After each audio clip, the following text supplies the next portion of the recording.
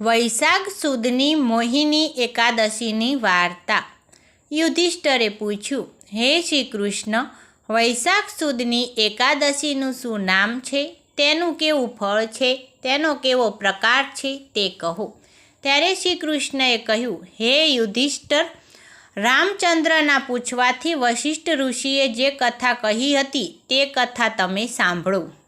શ્રી રામચંદ્રએ પૂછ્યું, હે ભગવાન, હે મહામુનિ, મેં સીતા વિયોગના ઘણા દુઃખો ભોગવ્યા, માટે આપને પૂછું છું કે સર્વ વ્રતોમાં ઉત્તમ, સર્વ પાપોનો ક્ષય કરનાર અને સર્વ દુઃખોનો નાશ કરનાર વ્રત કયું છે તે મને સંભળાવવા કૃપા કરો। ત્યારે વશિષ્ઠ ઋષિ બોલ્યા, હે રામ, તમારી સ્થિર બુદ્ધિ છે અને તમે બહુ ઉત્તમ પ્રશ્ન પૂછેલો છે। હે રામચંદ્ર, તમારું નામ લેવાથી જ મનુષ્ય પવિત્ર થાય છે, તથાપિ લોકોના કલ્યાણ માટે સઘળા વ્રતોમાં ઉત્તમ અને અતિ પવિત્ર વ્રતની કથા કહું છું।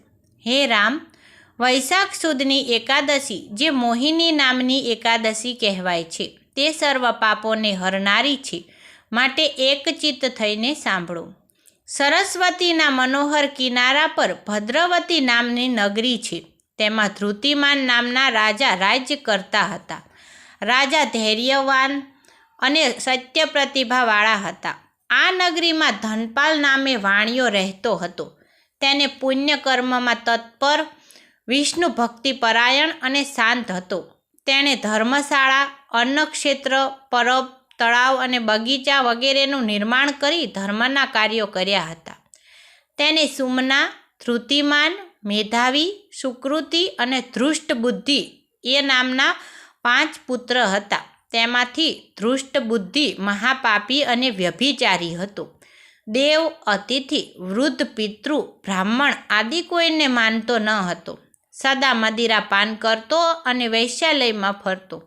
આથી તેના પિતાએ ઘરમાંથી કાઢી મૂક્યો।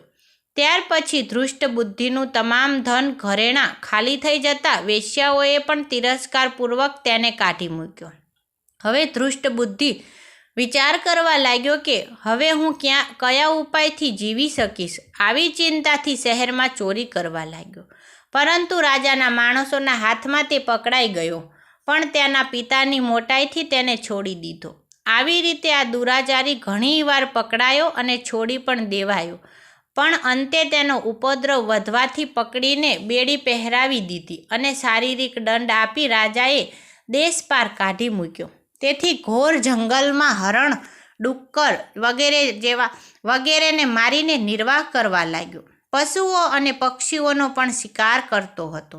આમ પૂર્વજન્મના પાપોથી પીડાવા લાગ્યો।